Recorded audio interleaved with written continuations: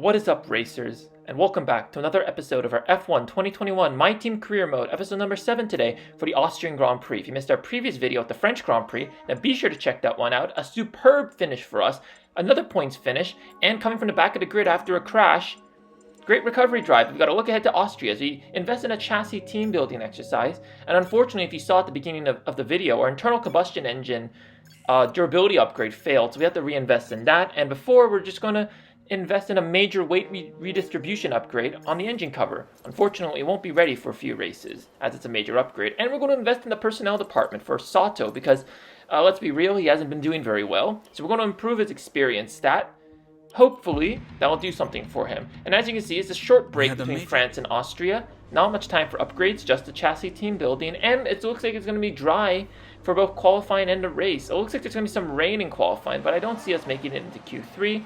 And speaking of rain, at the end of practice 1, it was raining in practice 1, but because it was going to be a dry race, I don't really care about what the times were here. If you remember from the performance index, we're still the 8th best team on the grid. And in practice 2, we're P7s. Austria has always been a strong track for me from F1 2020, so I have high hopes for this race. Maybe we can keep the point streak alive. But as you can see, we did a quick practice minigame for practice 3 because I couldn't get the fuel management, the purple achievement, I guess, for the practice programs. We're going to put a new engine column in for qualifying, and let's just head right into it.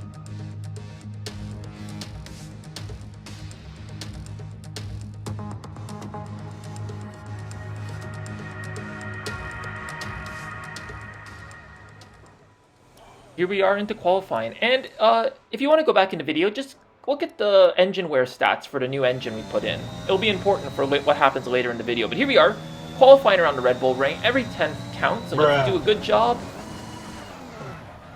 And it doesn't help when we crash into the wall like that. Okay, you have front wing damage. This will be a major performance impact unless you box for a new one.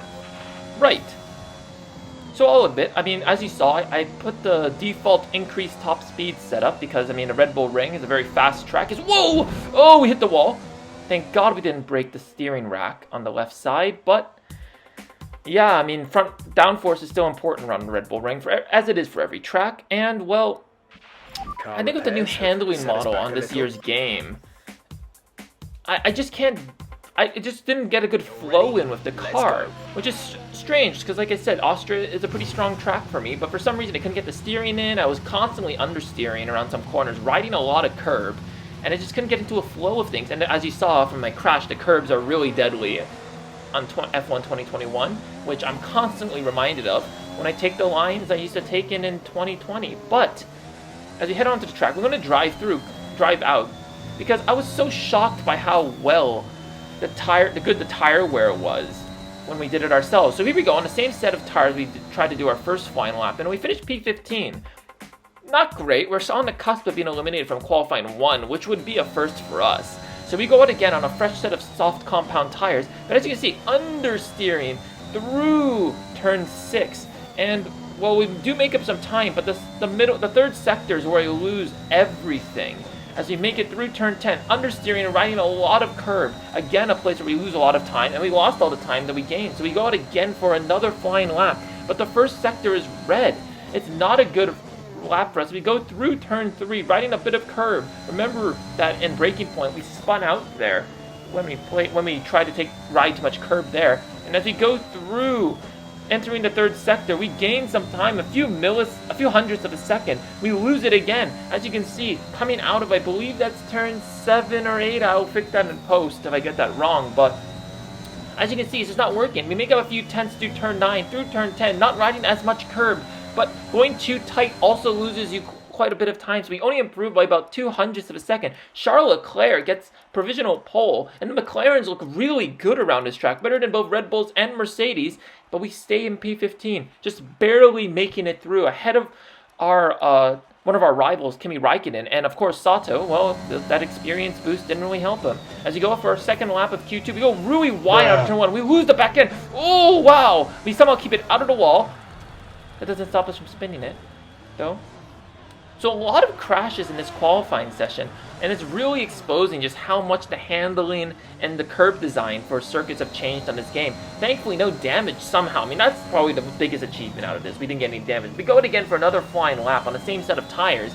Of course, this lap isn't a good representative of our banker time, because as you can see, we're improving by like 14, 17 seconds, because, well, in comparison to our first lap, it's obviously going to be a lot slower. So it's not really a good representation of where we are, but as you can see, it's not very good. We're still in P16. So we go out again for a second flyer on fresh, soft compound tires, and we're stuck behind Charles Leclerc, so we do let off a little bit to get some distance, because I don't want to have to pass cars on a flying lap. But as you can see, I have to start picking up speed again, because Max Verstappen in a Red Bull is right behind us. So here we go for a full flying lap, our best flying lap on a Red Bull ring, pressured by a Red Bull.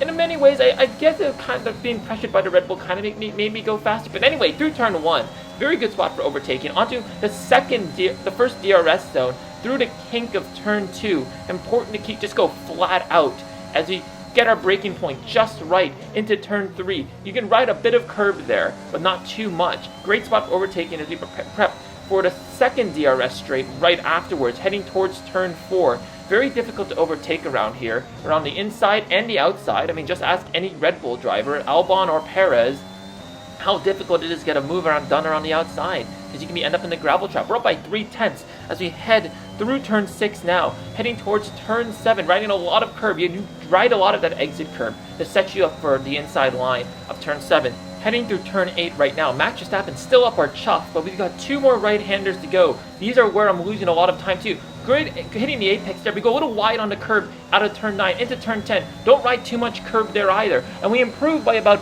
0.4 of a second. Is it enough to get out of qualifying 2 though? No, it isn't. Unfortunately, we're out. Daniel Ricciardo, the McLaren's still looking like superb, having superb pace around this track. Unfortunately, we're stuck in P15, and that's where we'll be starting this race.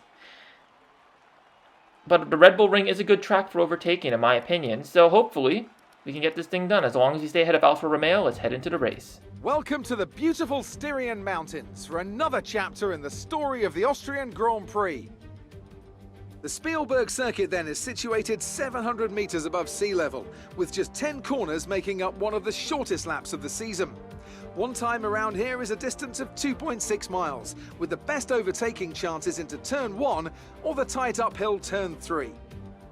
And I'm joined once again by Anthony Davidson to bring you the lowdown for today's race. Let's start with Aston Martin. What do you make of their performance so far this season? Well, the atmosphere within that team seems very positive at the moment. Everyone seems like they're in great spirits and having a lot of fun doing what they do, and that's definitely contributed to the performances we've seen. With the race minutes away from starting, here's what today's grid rundown looks like. Good job yesterday from Valtteri Bottas. The Finn starts from pole position, and it's Lewis Hamilton alongside. Moving on to the rest of the grid, we have Verstappen, Norris, they've taken a grid penalty, Sergio Perez and Ricciardo, Vettel, Stroll, Leclerc, they'll be starting further back after an earlier grid penalty, and Pierre Gasly.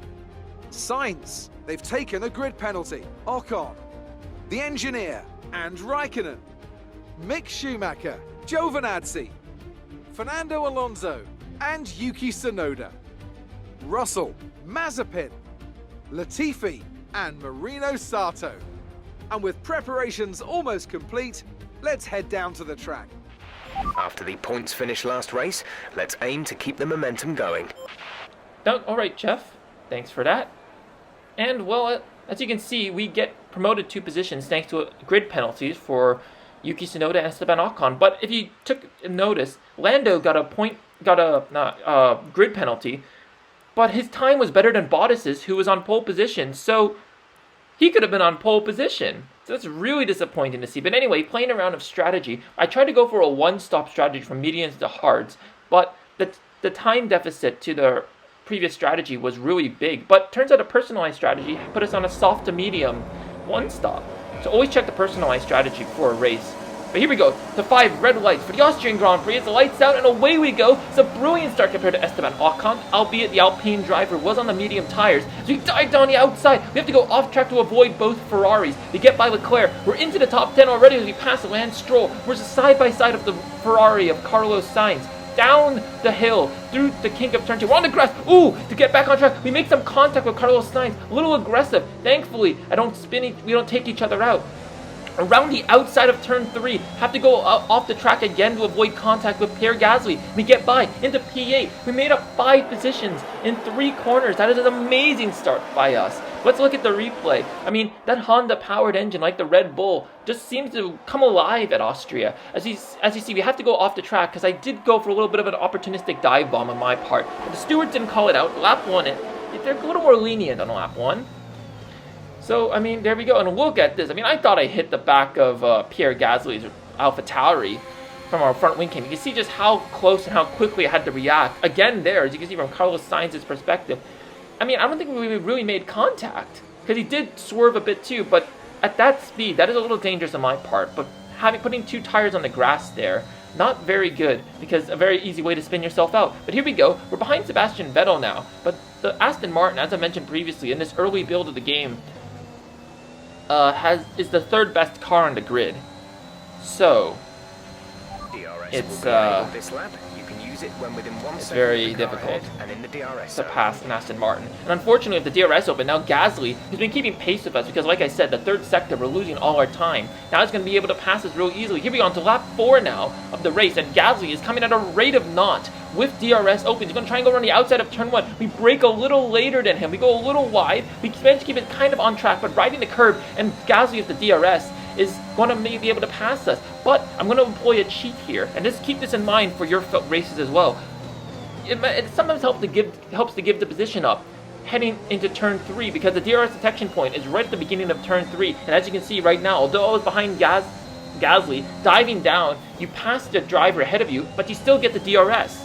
So that will give you an advantage and keep you ahead. So that's a bit of a wily old fox maneuver to keep in mind when you're racing around Austria. But as you can see, diving down the outside, Gasly is not keeping is continuously pressuring us as we head down to the kink of turn 2. Gasly has DRS, but I'm going to employ my cheat again. Gasly defends the outside, but he goes inside, and now we go around the outside. We try to stay behind Gasly through the detection zone, and we get DRS as we get a better exit out of turn 3. Great move, and I mean, that DRS really helping us stay ahead of this AlphaTauri and stay in the points. Keep in mind, there are 4 points on the line, potentially 7th again. Can we get 3 7th places in a row in one of the worst cars on the grid? We'll have to wait and see. But on to lap 6 now. As you can see, Vettel and Perez are fighting it out, scrapping it out for P6. Almost made contact between the 2 of them, and their fighting is allowing me to get into the mix as we get DRS on the 2 of them. I try to go around Perez. He's going to be 3 wide in turn 4. No, Perez squeezes out onto the grass. We try to go around the inside of both drivers, but Vettel defends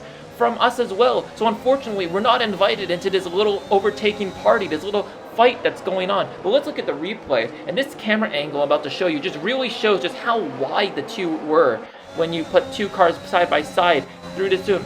Wow, that was a weird, okay, that was a little weird there. But as you can see, like, this camera angle just shows just how little space there is on this track. While you can overtake, it's nearly impossible to go 3 wide. As you can see, Perez squeezes us out as Vettel is kind of squeezing Perez out as well to gain the inside line and try to make the Red Bull driver back up. But finally, Vettel passes him. But as you've noticed, as this is going on, us getting involved in the fight kind of let Carlos Sainz into our overtaking window because now he's pressuring us. He's past Pierre Gasly, and the Ferrari is a better car than the AlphaTauri. He gets DRS. We get some DRS too. So we're going to be trying to go around the outside of turn 1, diving down, kind of going off track a bit, but the stewards don't call it. So it's all good in my books. But let's go back a few laps and look at Charles Leclerc, who is absolutely flying right now as he passes Stroll through turn 9. That is a beautiful spot. Beautiful pass, and not really a spot where you see the overtakes. And as you can see, Carlos and Sainz and I are going side by side, but Leclerc is right up the backside. He's practically pushing Pierre Gasly towards turn 1. So he goes around the outside, and our move around Carlos Sainz opens the door for Leclerc to go around the outside. So he's gone and done 3 overtakes in about 4 corners. Brilliant. However, if I wanted to have any Ferrari driver behind me, it would not be Charles Leclerc, as Stroll tries to go up around the inside of Leclerc to turn 3. So there's an amazing midfield scrap going on right now. But as you can see, Leclerc is in DRS range, and with that pace he was showing on those tires, I'm a little nervous, I will admit. Vettel and Perez are fighting it out again, though. So hopefully the DRS, I don't get DRS. No. Interesting. Which is going to just make us vulnerable for Leclerc later on in this lap. But Perez and Vettel scrapping it out again. Perez seems to have gotten the best of Vettel. And I hope that the scrap keeps continuing, because the more these drivers scrap, the more likely we are to gain some free positions. But as you can see, Leclerc right behind us, going a little slow in our exit out of turn 1. Leclerc is right up our backside on lap 9. We're going to deploy a bit of ERS, but Leclerc is flying. But we're going to pull that wily old fox maneuver again. This time, going to go down the inside of Leclerc, keep it behind him in the detection zone, get a better exit, and we get DRS again. This cheat is actually unfair. It kind of begs the question why the FIA in real life have two DRS zones the way they are, with the detection points where they are. It is a bit of an issue. I guess it helps with strategy. But speaking of which, Leclerc pits already, so he's definitely on a 2-stop strategy. As now we're under pressure from Lance Stroll and the Aston Martin. We go very wide off the track. I hope riding all these curbs don't do too much wear to the engine.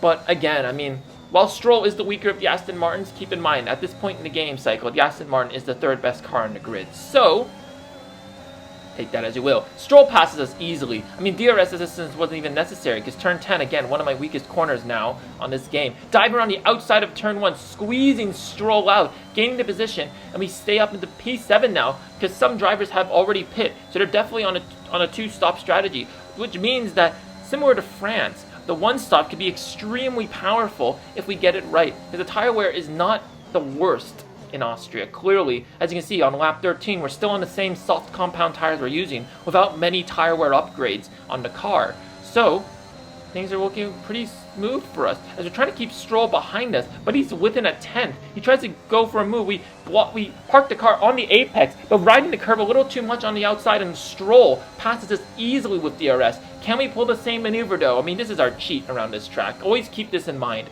Really, it is a lifesaver for saving positions. Threw down the inside of turn 3. Beautiful move. Kind of squeezed Stroll out onto the AstroTurf. And, well, we keep P7.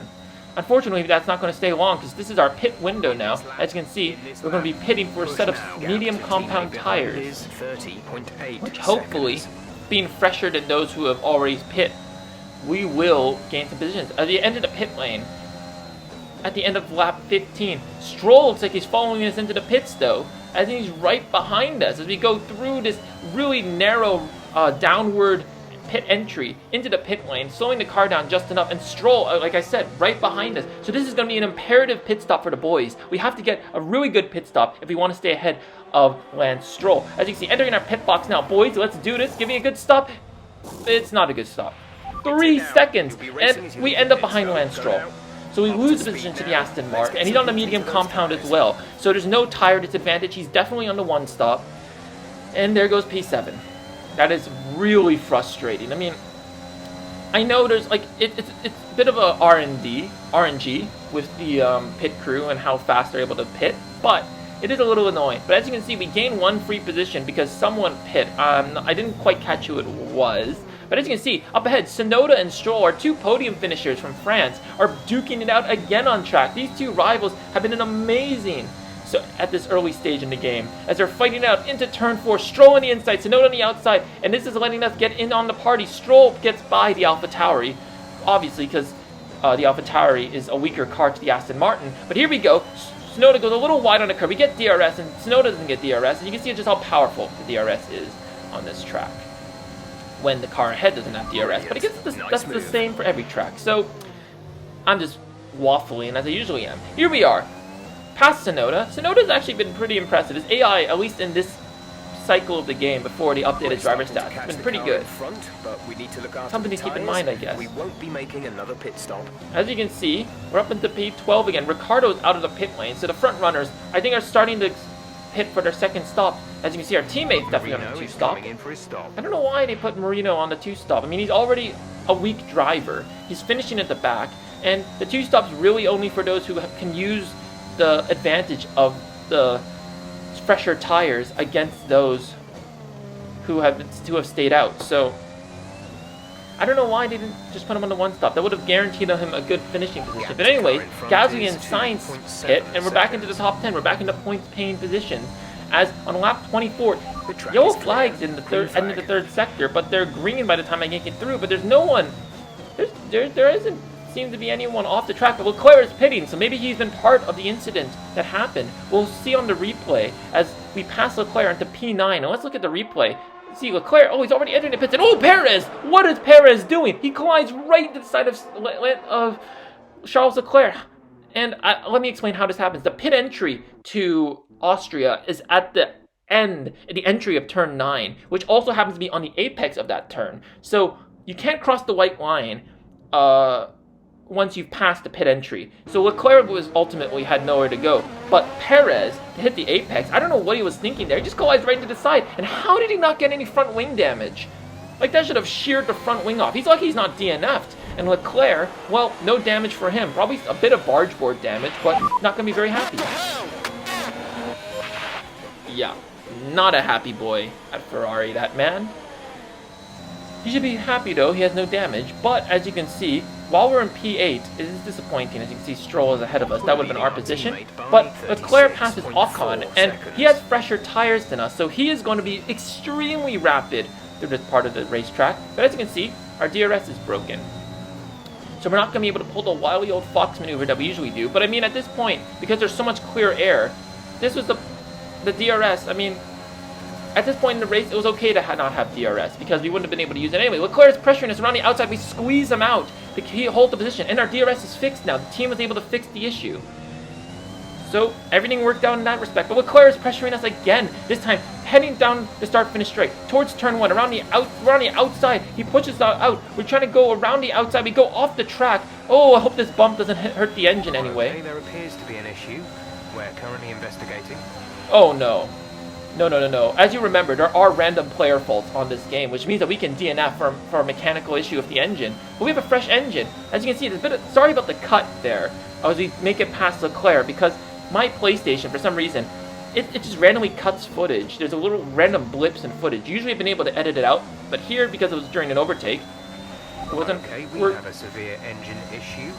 Find a safe space to retire or return to the pits. No, you can't be serious, no.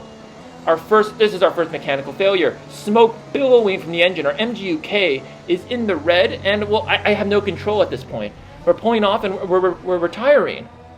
We're retiring. That's it. That's our race over, just like real life. Oh, it is so disappointing. We were in the points too, and we were in a good position to get good points to pass Alpine and the constructors. Oh, with both Alpines out of the points, but Leclerc gets a smoke screen, and I'll admit that was pretty dangerous on my part. That's a joke. Yeah, Leclerc is not going to be happy. And as you saw from the screen, I have no option but to retire. And we get a retirement cutscene of us out of this race. And, well, I mean, that's just the harsh reality of Formula 1. Sometimes engines blow up and sometimes things go wrong, and we just have to deal with it. The Mercedes team pulled out a fantastic performance today. They should be proud. Anthony Davidson, a resounding victory today. What set them apart from the rest? Well, I think it was clear what the main contributing factor out on the track was today: speed. I know it sounds like an obvious thing to say, Crofty, but fast cars win races, and we saw that today with our winner. So after a magnificent race, we can now see the drivers making their way to the podium. Once again, it's the Silver Arrows who take top spot, a well-earned victory for Mercedes.